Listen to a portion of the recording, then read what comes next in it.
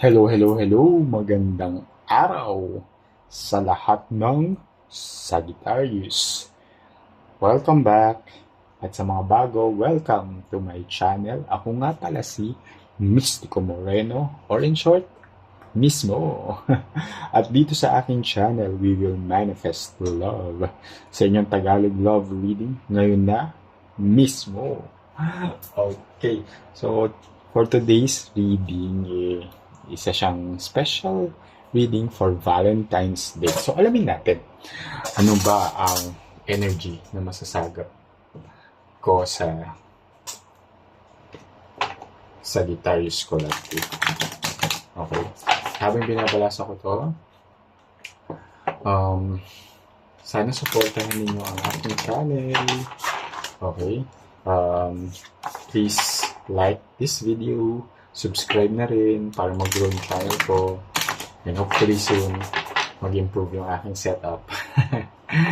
And share nyo na rin sa iba pang Sagittarius, at comment na rin kayo, comment kung mag-resonate ito.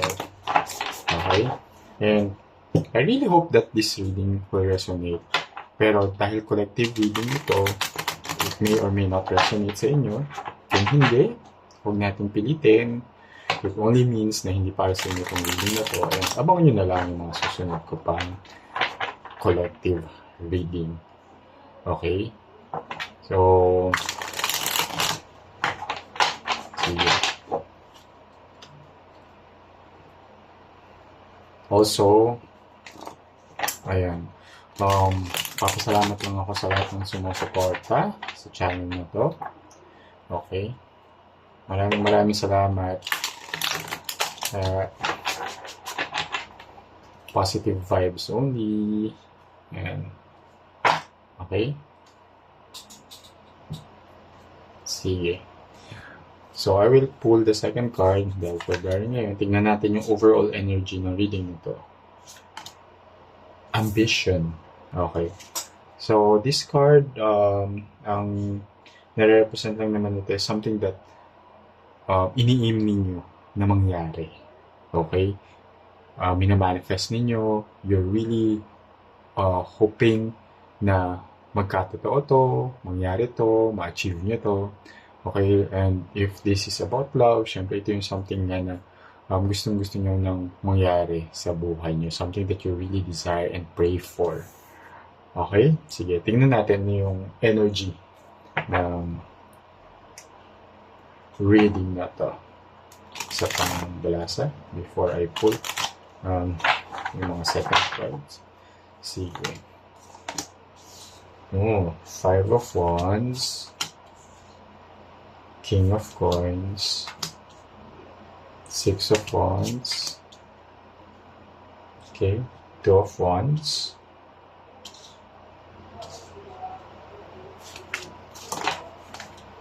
Nine of Coins, the Hierophant, Queen of Wands, and last ay Page of Swords. Okay, so far okay naman. It started with the Five of Wands, ended with the Page of Swords, and there's a strong energy of Taurus sa reading na to. So, pwede yung person ninyo is a Taurus, or doesn't have to. Okay? And, yun lang yung nasasagap na strong energy for this reading. Okay, sige, let's interpret. So, Five of Wands. Okay. So, merong conflict na nagaganap between you and your person. Okay? And I can sense naman that this is not so major. Meron lang talagang alam mo yun, yung meron na ayaw magpatalo lang sa argument. Diba? May ganong energy ako nasasagap na merong argument na nangyari, imbis na maging humble or magpakumbaba or aminin na lang na nagkamali, ayaw patalo. Okay? May ganong energy ako nasasagap. Okay? And, pero, this will be resolved soon. Okay? Dahil, uh, ayaw nyo rin naman talaga na magpatuloy to, lalo na Valentine's Day, di ba? Ayaw nyo magtuloy-tuloy yung ganitong issue between the two of you. So, i-resolve nyo siya and it will be resolved. And especially this coin, King of Coins is just, nag-resonate lang siya because King of Coins is also a card of um, abundance, okay? And taking action to something that you really manifest and hope for. Okay? So, si Six of Wands is a card of teamwork. Yeah. So, yun nga, magkakaroon ng issue but there will mariresolve siya. Sorry, excuse. Mariresolve siya because gusto niyo siyang ayusin and susuportahan niyo yung isa't isa. There will be some collaboration, teamwork in this relationship. Kaya hindi niyo siya hahayaan na maging conflict siya for a long period of time. Okay? And there's really a desire for you to really, alam mo yun, parang may hinahanap ka sa relationship na to. And Two of Wands connects also with the ambition that there's something that you really want from this relationship. Parang may gusto ko pa o may hinahanap ka pa sa connection na to. Okay? And mamaya clarify natin ano ba yung hinahanap mo pa sa connection na to. Pero as seen here in the Nine of Coins, you want security.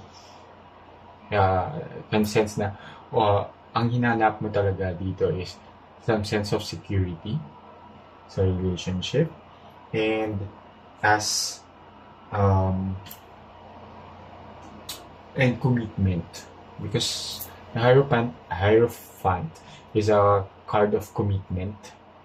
Okay, so I think yun yung ina-ambition mo sa relationship na to, na sana ganito, pinag-pray mo na sana magkaroon na ng stability or security sa relationship na to, and sana yun din yung gusto ng person mo, parang yun yung minamanifest mo.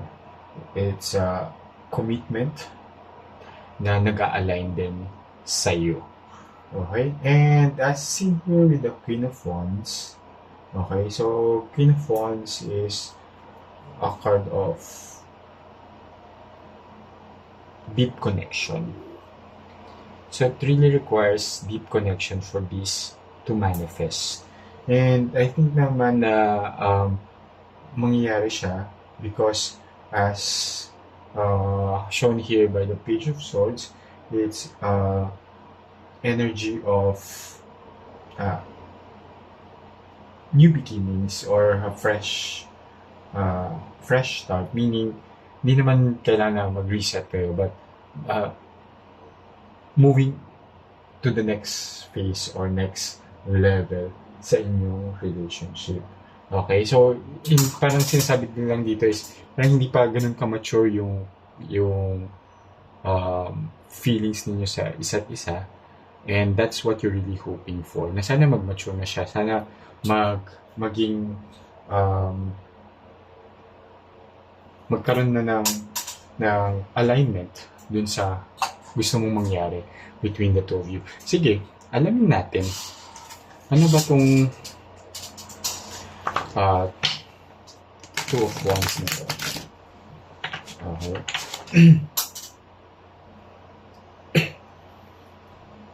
Ito yung nalalamunan ko today, parang bakit.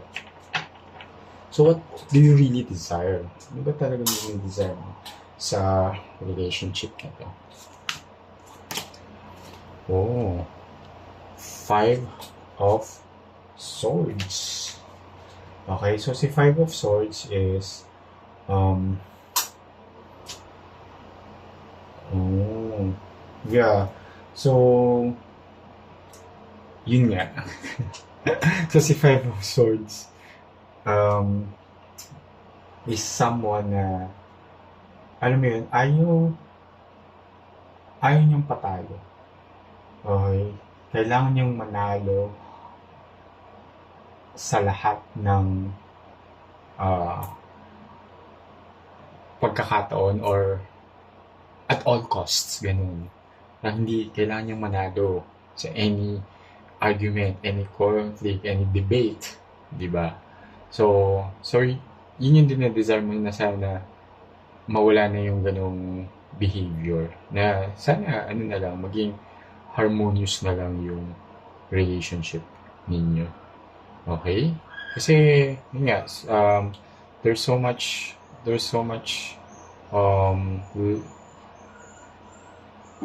hope na mangyari yun between the two of you. Okay? Sige.